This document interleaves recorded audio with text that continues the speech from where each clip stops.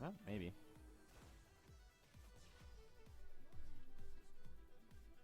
The random Corki patrol. That was so fucking weird. Just Corki's like, I'm gonna scout this with my body, see what happens.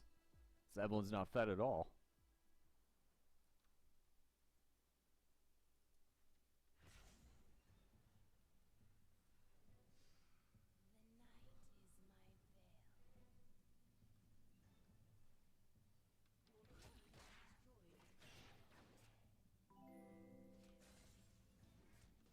I can't afford to resubscribe for now, but still want to say thanks for all the fun, from an older viewer who still enjoys wasting time, often watching you. Thank you, Jacuz. No problem, man.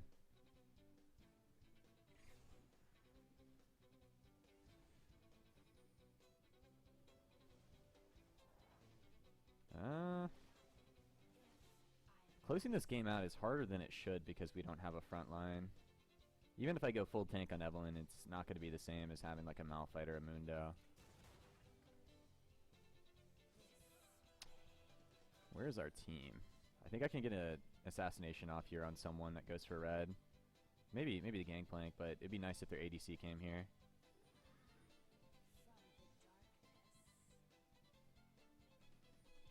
I don't like this Baron. No, I want to veto this Baron again. Like, literally the only reason why we came out on top last play was because I outsmited their jungler. It's just not reliable. Yeah, let's start Baron when their jungler's not here. That sounds like a great idea. Sounds like a fucking winning strategy. Hello Valkyrie, I am Taiyip. Full name is Yarak Taiyip. I know, kind of difficult to pronounce Yarak Taiyip. Anyways, do you plan on going LCS anytime?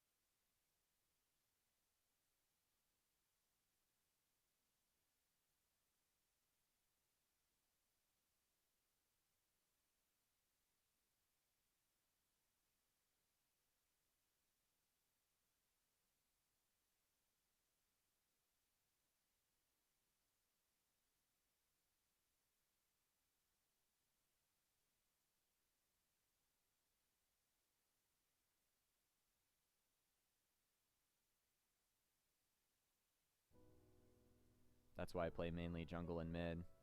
Those roles can be kind of independent from your team to some degree.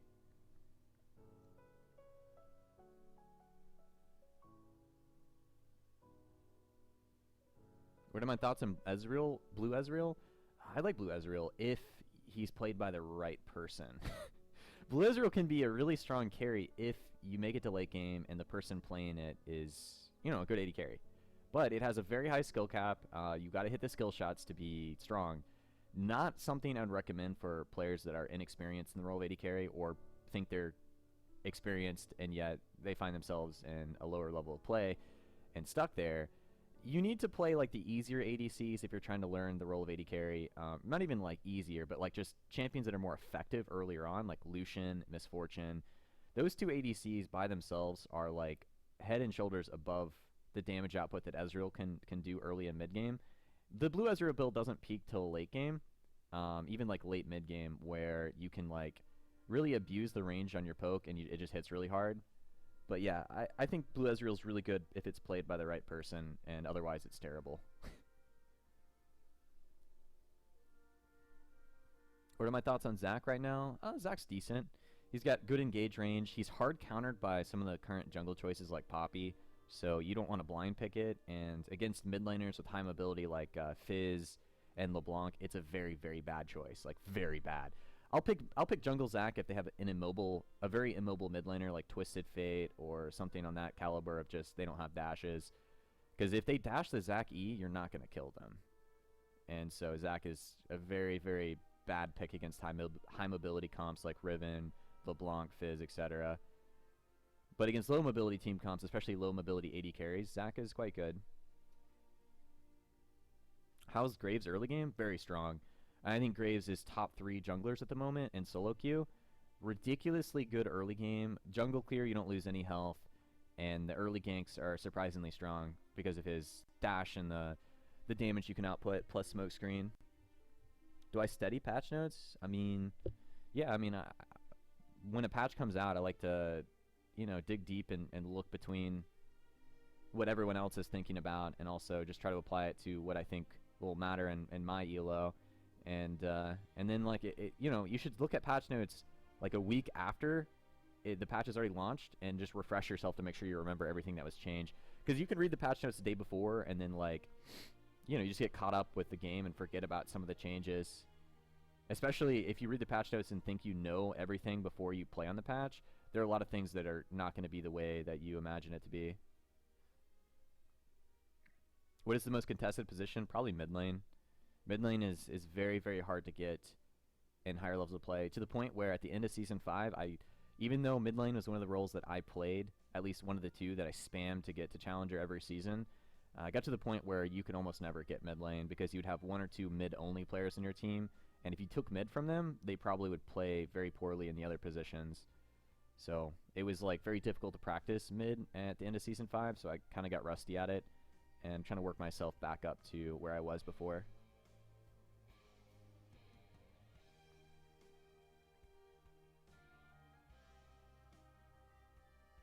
Blue build's a thing on Ezreal because of his ability to poke and kite. It works. It only works on Ezreal. Like, no other champion can pull off a blue build like Ezreal can. Who'd I recommend for the jungle? Use the chat command for the jungle champions, man. It's a common question. What was the last time I played in lower ELO? I mean, I'm leveling a new account. It's level 22 right now, so I guess not that long ago I played in low ELO, but I mean, it's totally different. You have to, like, adapt to being able to do things that you normally wouldn't be able to do in higher levels of play. Like, you just randomly someone's going to be running through the river with like 2 bars of HP, and you're like, what the fuck is this? That'll never happen in higher levels of play, or very, very rarely. But you can pick up really bad habits if you play too much at lower levels of play, because you'll just suddenly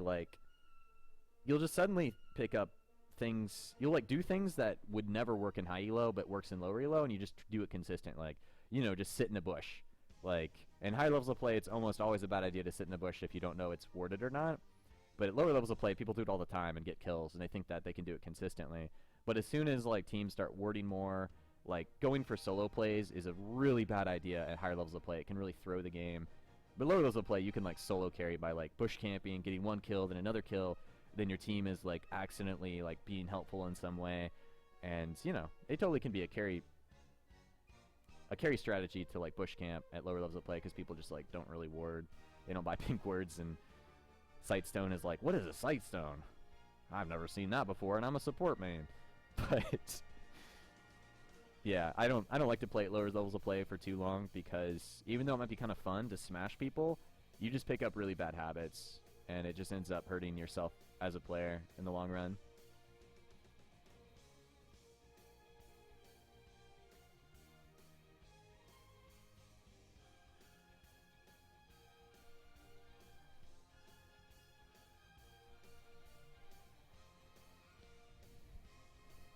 I think the primary thing that's holding LCS teams back right now is their lack of coaching experience and their coaches.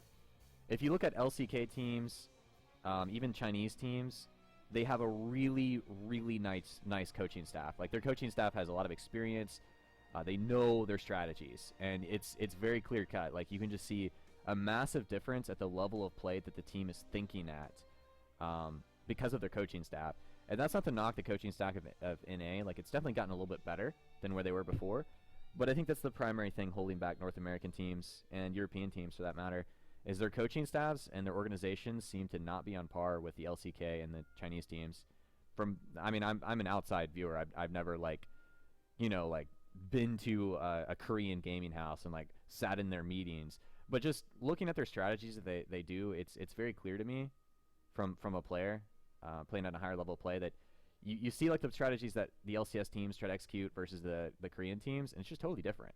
Like the champions they value, like how they're playing early on, how they value lane swaps, what lanes they value to gank as a jungler, like everything's different. And obviously one is successful and one's not.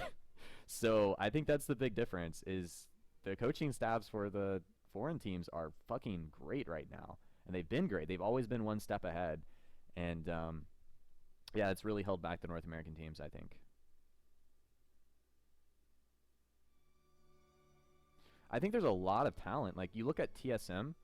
TSM has a really stacked roster, so to speak. Like they have like a lot of veteran players, a lot of experienced players. But right now they haven't meshed well together. Like they haven't played a lot together, and I think their coaching staff is still in an infancy stage. Like they're still like trying to figure out what they need to do to win. So not to knock them, but like that's what I think. Like I think they're gonna get a lot better. I think TSM will like really bloom, like flower, bloom.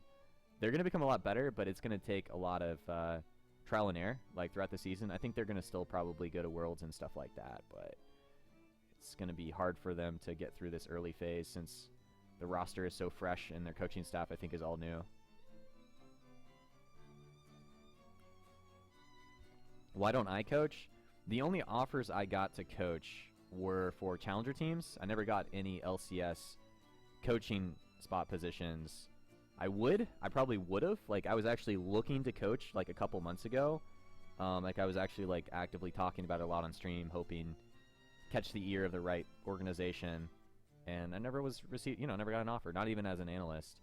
And, it doesn't pay that well compared to what, like, a player gets or even as, like, a top streamer. So it's not something that I would, like, drop streaming for. But it was something that I thought about pursuing, and I thought I would be a valuable asset to an LCS team, especially an NA LCS team, because I think that's where they're weakest right now is their coaching staff is.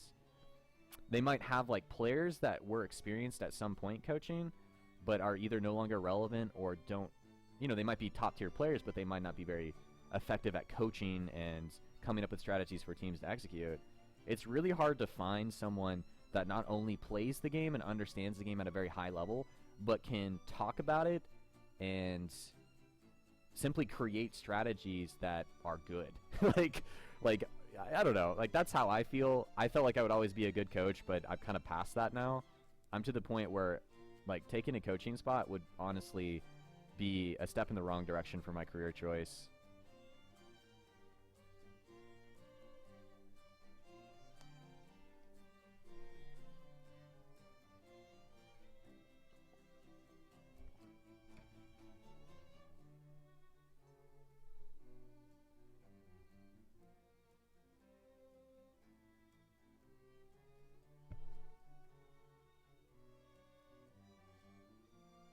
One sentence about Shaco.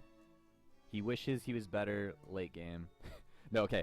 Shaco is great early game, very bad in team fights, and that is why he's not picked a lot. Just simply doesn't have a lot of pressure in team fights. What's your opinion on Immortals? They're doing great so far and their team is super stacked. How do you think they will do in Worlds against more seasoned teams? So, the reason why Immortals are just smashing everyone right now is because their individual talent is very underrated. Like, even Wild Turtle, I've said this before, time and time again on stream. Honestly, I wished, like, 3 or 4 months ago, I had, like, saved the rant I had on my stream about Wild Turtle. Like, I think Wild Turtle has been, like, one of the best players, period, in North America. Like, no matter what position you look at, I think he was just fucking great. But he got so much flack from Reddit. Like, he had a couple off seasons. I don't think his talent was being utilized. You could tell that he was just demoralized. You could just see it in his eyes when you go into games. He just wasn't having fun. And he just, like, players need different environments to succeed. And I think Pobelter was like, like, to make Turtle play his best, you just gotta, like, you gotta just feed him compliments. And you're just like, oh, you're the fucking best. Like, you go, girl. Like, fucking carry us type compliments. And you can really see that it's making Wild Turtle, like, come out of his shell. Like, he is playing like he used to. And he's, like, there are players that, like, simply just go into a phase where they're depressed and they're stuck in like the muck of being in the wrong environment and maybe like not even meshing well with the personalities bottom lane and stuff like that. Anyways, the rant I had was like, I was like, dude, Wild Turtle is gonna get picked up by a team and he's gonna go back to his old self and people are gonna remember that Wild Turtle was one of the best. So like the thing about Immortals is everyone on their roster is a monster. They're like solo queue stomping right now in the LCS. Like if you have everyone in every position outperforming the enemy team, like you don't even have to execute the correct strategies. You just flat out win.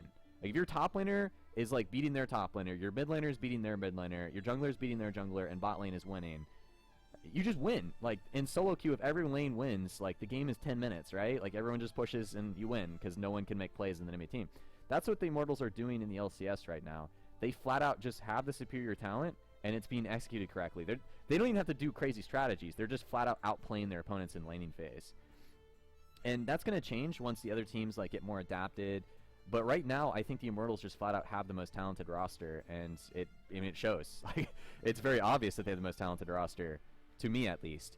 Now the other teams like TSM will become like neck and neck with them as the season goes on, I believe, because I think TSM is just being held back by their lack of playing together. Maybe overconfidence as well. Like they kind of went in expecting to instantly win, and like they're not in the right place at the right time, and they still have inexperienced positions and veteran players conflicting, and maybe the shot calling's not on Are you really? But yeah, right now Immortals are stomping because they flat out just the talent that they have. They're like solo queue stomping pretty much. They've got really talented solo queue players, and they're just playing the LCS games like challenger games, and they're just like smoking their lane opponents, running around, out skirmishing, just the typical stuff you see from teams that are outperforming in every lane. What is the LCS on right now? I never know. I don't know much about the EU LCS. I follow the NALCS because I am friends with some of the players, as well as the fact that some of my friends in real life watch the NALCS. Even though I don't watch the NALCS too much, I still know a lot about like the rosters and stuff like that because my friends are always talking to me about it, even though it's not something that I actively seek out.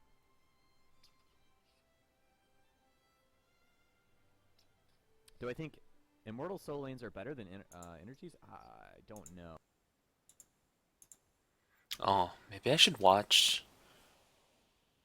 Maybe I should watch the LCS right now too. I didn't know the LCS was on.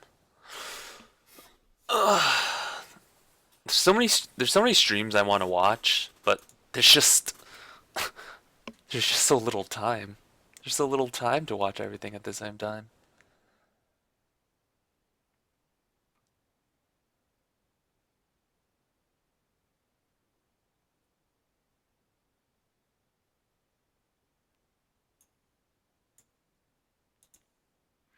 Also, it's really sucky. My stream, I don't know. I don't know what it is. My upload's like really shitty today.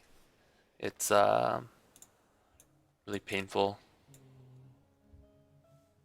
My stream keeps cutting in and out.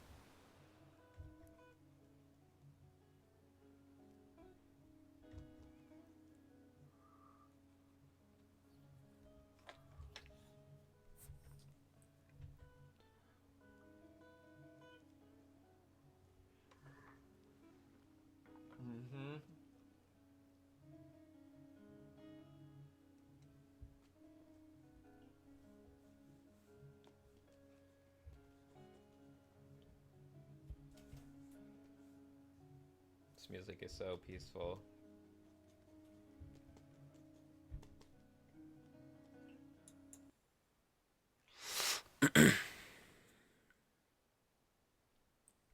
Oh yeah, what would you stream? You'd stream League?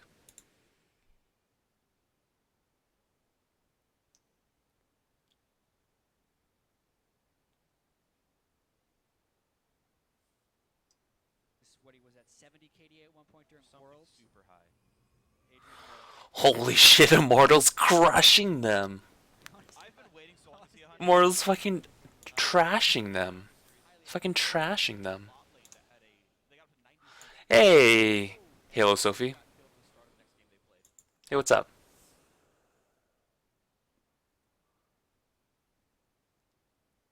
I'm just working on some of my stream elements.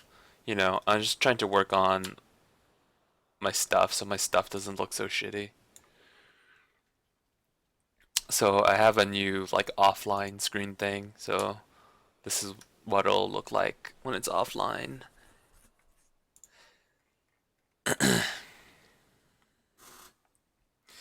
Yeah, I'm just trying to keep things nice and organized. And I'm like creating lists of things I need to do for my stream, so make my stream, I don't know, make my stream more, just more organized, more fluid. I think I'll feel better about my stream if everything's really organized and everything's put in its place. Oh yeah. Oh, do you stream? Here, I'll give you a follow. Here, I'll give you a follow. On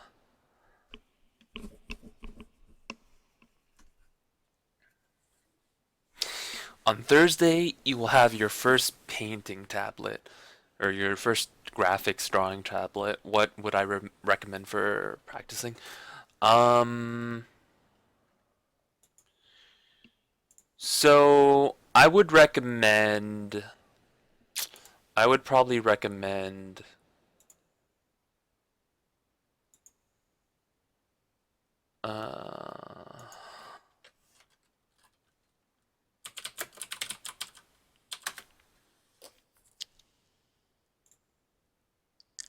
Here, let me put on some music.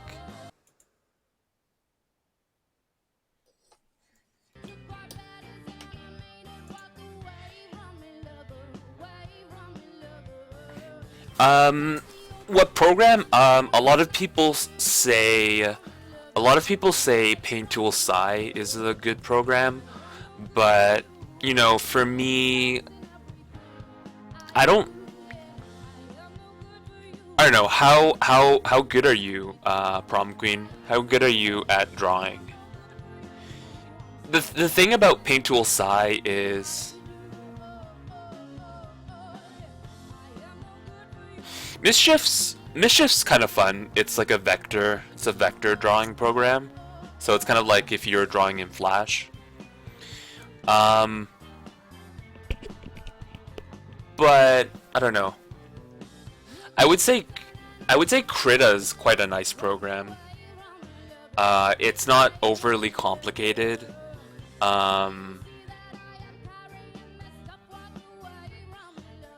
Krita's not overly complicated. I think it has really nice brushes.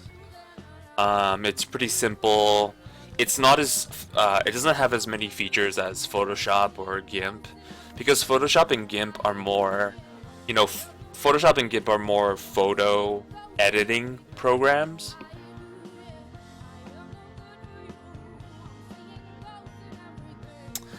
Okay, so for me, I guess I would tell you to use either Photoshop, GIMP, or Krita.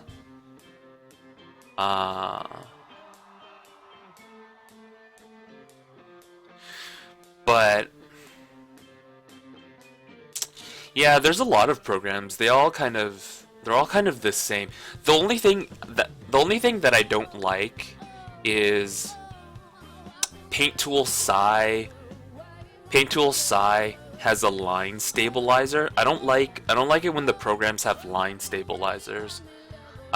Meaning that when you draw, it'll just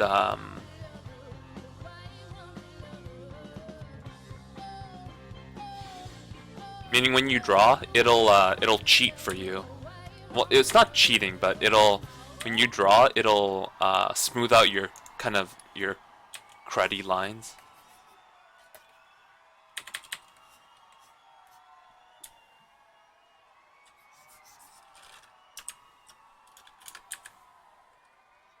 So here in GIMP, like it's not stabilizing my lines. So every line that I'm doing, you can see that it's slightly wobbly. So it's not cheating for me. I have to make all my lines myself. it's not readjusting them for me.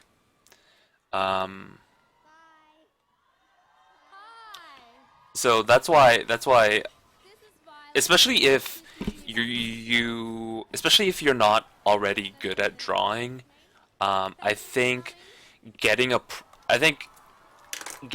program that helps you draw is the opposite of what you want. You want to see every mistake that you're doing. In my opinion, you want to see every mistake that you're doing, because if you're trying to really sincerely get better, I think you need to see all your mistakes. So that's what I would say. So if you want free programs, Krita is free, GIMP is free. These two programs are free. So it's just something you can mess around with. I don't have Sketchbook,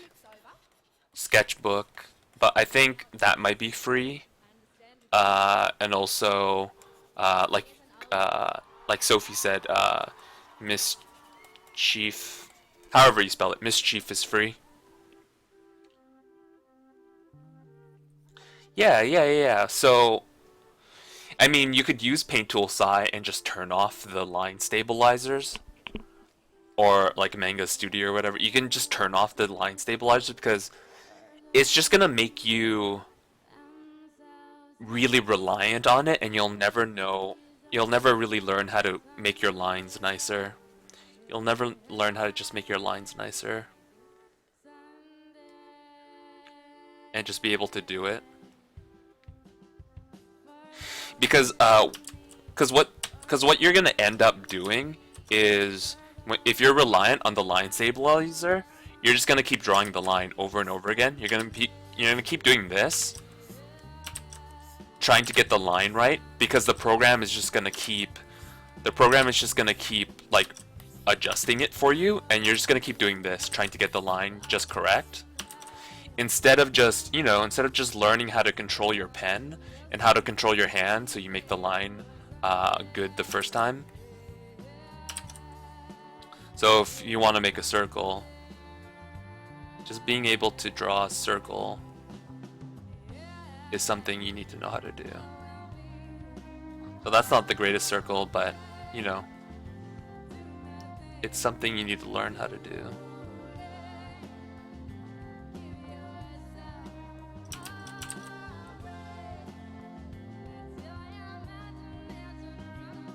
Oh.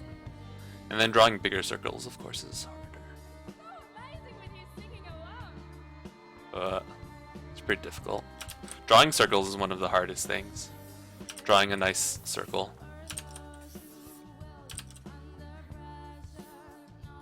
No. It's so difficult. Why is it so hard? Yeah, I want to get better because of Silica. Would I say that Photoshop is better than the free programs?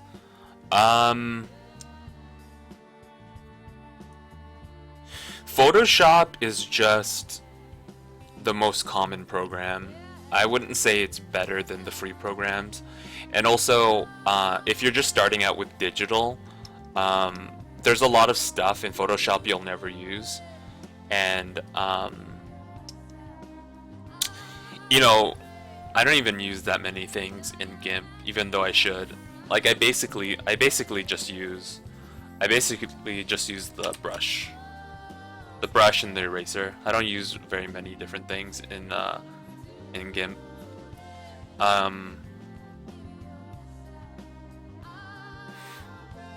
But Photoshop is the industry standard program. You know, a lot of programs accept Photoshop files, right? So when you're transferring images to other programs might recognize Photoshop files. So it's just the industry standard, and everyone, like, it just makes sense for everyone to work on the same program. But other programs that people use is, you know, there's Corel Painter. Corel Painter is very nice. it has brushes that look very realistic to traditional media, but it's not free, and Photoshop is just the standard.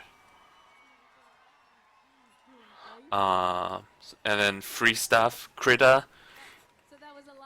Krita's kind of like a mixture between. It's a mixture between Photoshop. It's a mixture between Photoshop and Corel Painter. And then also it's just nice and free. It's free. GIMP is more like Photoshop, but free.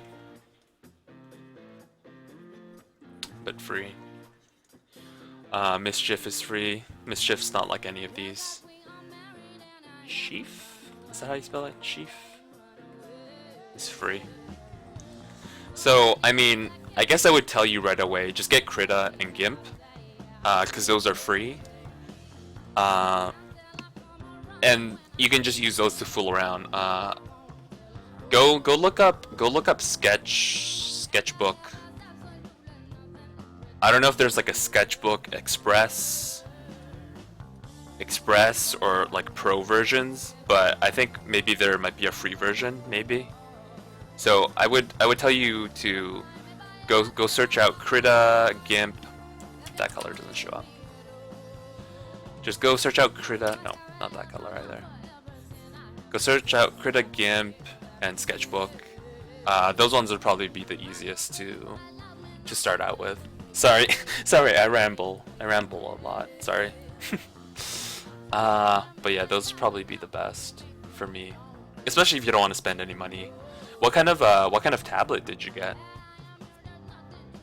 By the way, what kind of tablet did you get?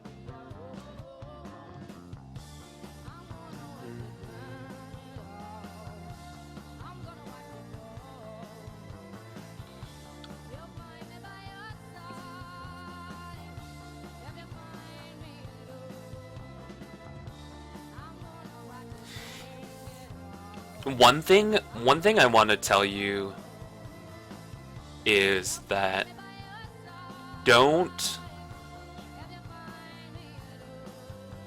sometimes people think that going with a digital program will make drawing easier. And it can if you use a lot of the tools in like really kind of sneaky ways, and you use like a lot of filters, it can do a lot of work for you. But at the end of the day, if you don't know how to draw, or you don't know how to compose a good picture, or you don't know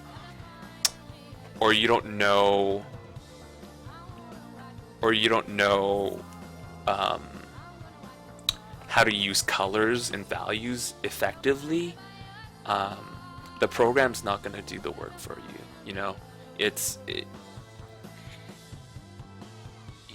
You know, sometimes people think that digital paintings are really fast, but you still spend hours on them, and if you're trying to go for a really like realistic looking style, that can still take a lot of hours.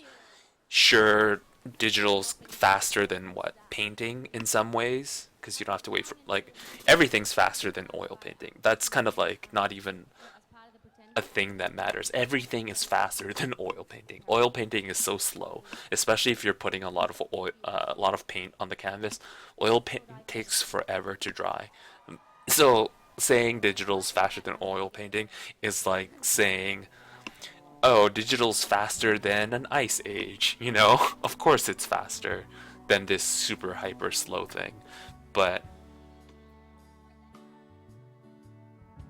yeah, that's why I was drawn to digital stuff too, because that's why I was drawn to digital stuff too, because it was digital's really free and really economical. The only thing you have to do for digital is you have to buy a computer, right? So the only expenses is computer. How come I can't spell words?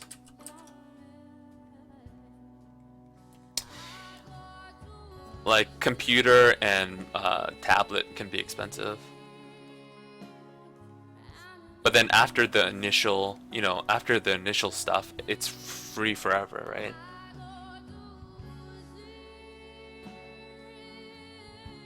Yeah, you have to really know stuff.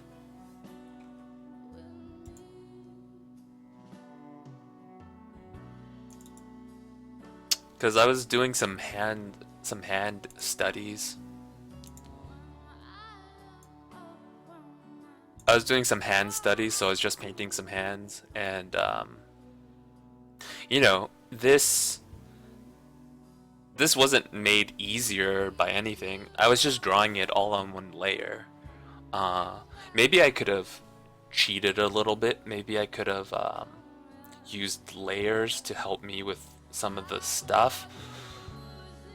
But, it's really important to understand how to draw. And sometimes, the idea of using layers is so alluring, right?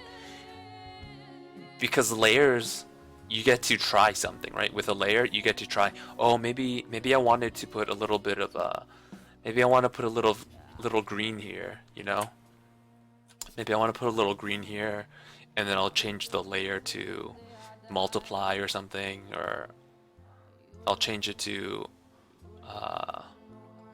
overlay so it's very light.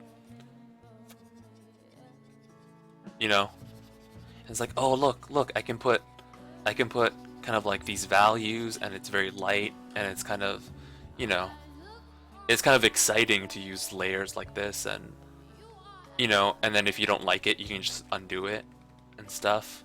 So this layers is kind of like a different way to. It's like a different way to undo, right? Or you can just like darken the whole thing and kind of skew it one way.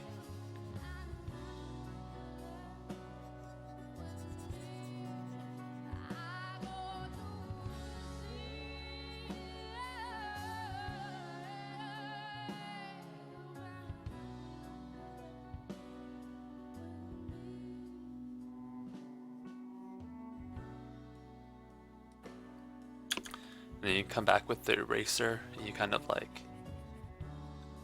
So it can be really powerful. Like, you can add lighting and shading in a way that's really non-committal.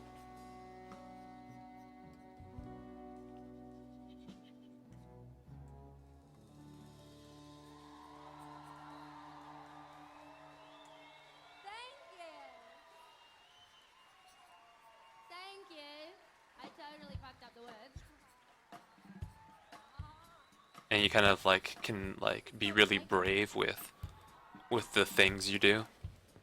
Makes me want to wiggle dance. Sadly, I can't do two things at once. Right.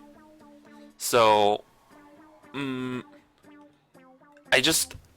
I don't want you to rely on those tools, because it'll really show later how deficient your skills are if you don't know how to do these kind of things on your own. And if you always need the program to help you out. It's gonna show a lot later that you don't understand how to use color, and you don't understand how to use lighting. It's gonna show a lot later.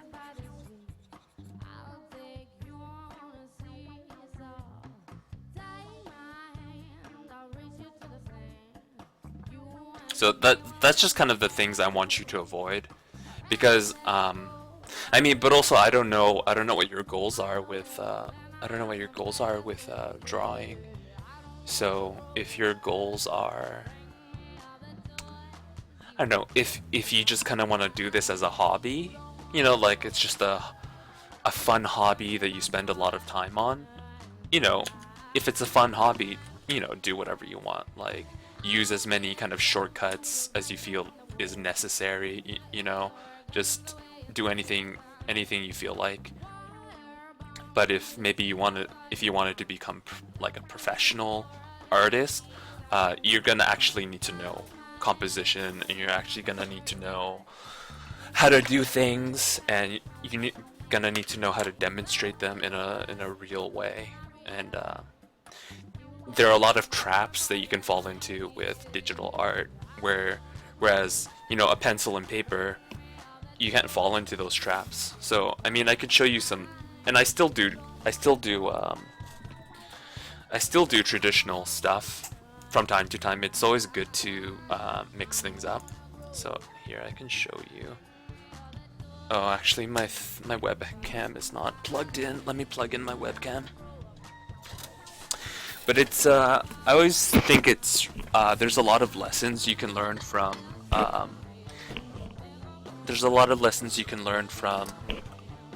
traditional media that will translate into your digital paintings. Because what's also really important is making a lot of digital work can look really digital, and I guess I would call it a trend. One of the bigger trends right now is, or not trends, or patterns, I guess. One of the bigger patterns is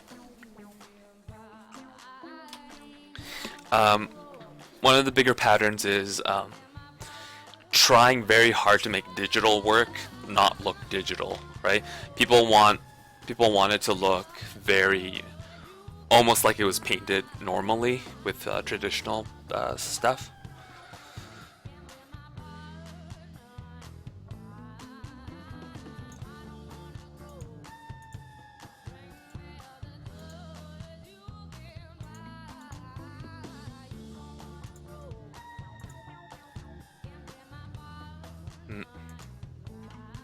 I kind of want to stream more professional, but drawing will always stay my hobby, but that doesn't mean I don't want to get good at it or better at it.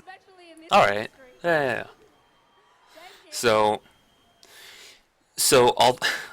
I know it kind of doesn't make sense for me to tell you not to use layers. It kind of doesn't make sense for me to tell you, hey, don't use a lot of layers, because when you're starting with digital. But I think just don't use it right away. Don't use it right away. Just try to figure out how stuff works just on one layer. Just try doing it on one layer and seeing how that goes.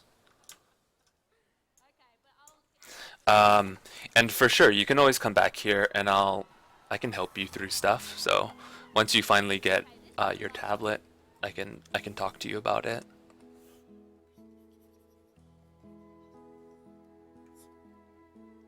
I don't get it. What makes this a pencil? See, even I don't know some of this stuff. Like, what makes this a pencil versus... What makes this a pencil versus a paintbrush? I don't understand what the differences are.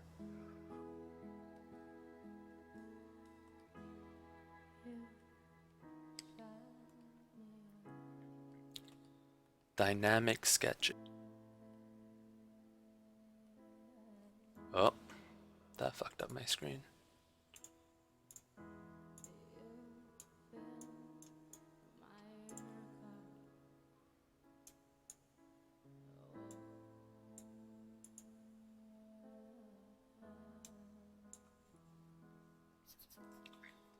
See what the difference is between...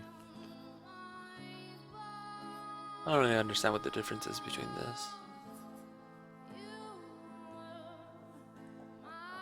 It's definitely not the options. They look the same.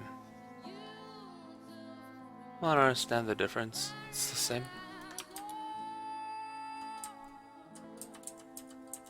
Oh, maybe... No, it's pretty much the same.